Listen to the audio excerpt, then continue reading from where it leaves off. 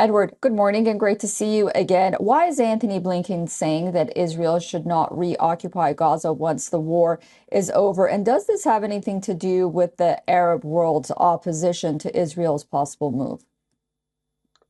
I think, Susan, first, good to be with you again as well. And it's very clear that Secretary Blinken is very focused, highly focused, first of all, on addressing the humanitarian crisis that in Gaza that's affecting so many Palestinian civilians. And he's trying to do this in cooperation with G7 allies. This is so important, what your report mentioned, and that report that did not call, as WION correctly stated, that report did not call for a ceasefire.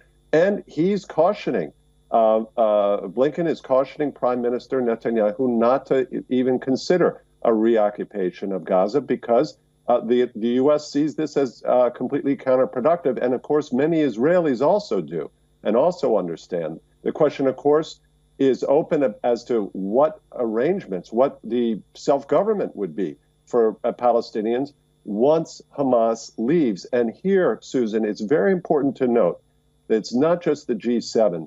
There is sustained consensus that Hamas must go. And I would point out here the statement on Sunday by Bernie Sanders, the left-wing progressive leader, who used those very words, that Hamas must go, while also, of course, Sanders warned and cautioned about Israeli attacks that are, of course, hitting and striking Palestinian civilians. And here, the G7 also, Susan, worth noting that Hamas has responsibility. The G7 calling for the release of the hostages, and it cannot be stated enough that if Hamas would release those 200 plus Israeli hostages, this would all be over, and there would be no suffering for Palestinian civilians. Please. Yeah, I think it gets just lost in the conversation that Hamas could just end this tomorrow. But the Secretary of State also says that a ceasefire is impossible. As you mentioned, so do some people like Bernie Sanders here in the United States.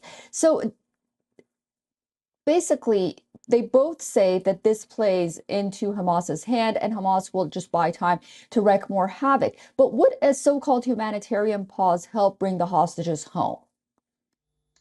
That we don't know. That depends, of course, on negotiations, presumably led either by Egypt or Qatar or both.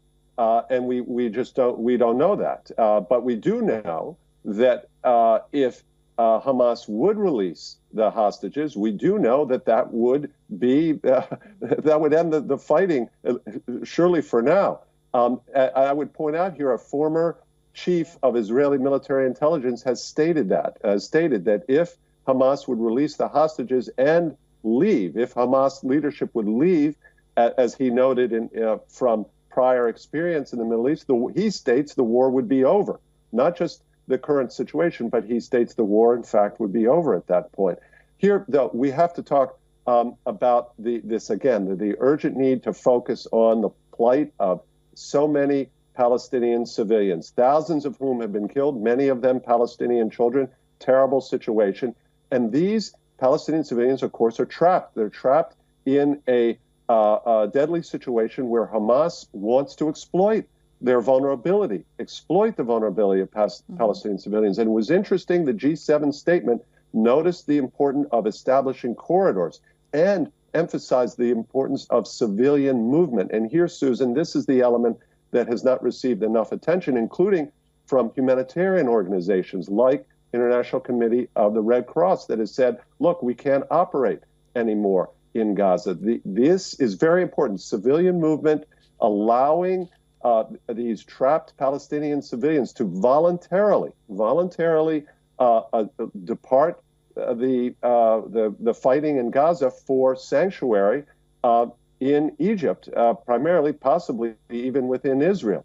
And this is really one of the elements here the G7 has called attention to. And I would just mention here, particularly for your viewers in South Asia, that we see in Pakistan, we see not voluntary departure of vulnerable civilians. We see Pakistan forcing hundreds of thousands of Afghan refugees out of the country, according to the Washington Post, under consistent police harassment and abuse. That's a quote from the Washington Post.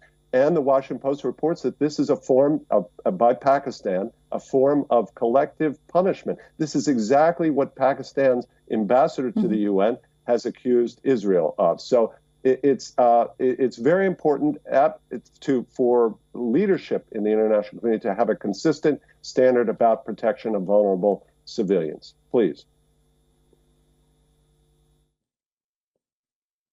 Yeah, and I guess a light at the end of the tunnel and good news was that the G7 actually came out with a statement and they had consensus at least on some issues. Edward P. Joseph, it's always great to talk to you. Thank you for your analysis, and I'll see you soon. Thank you very much.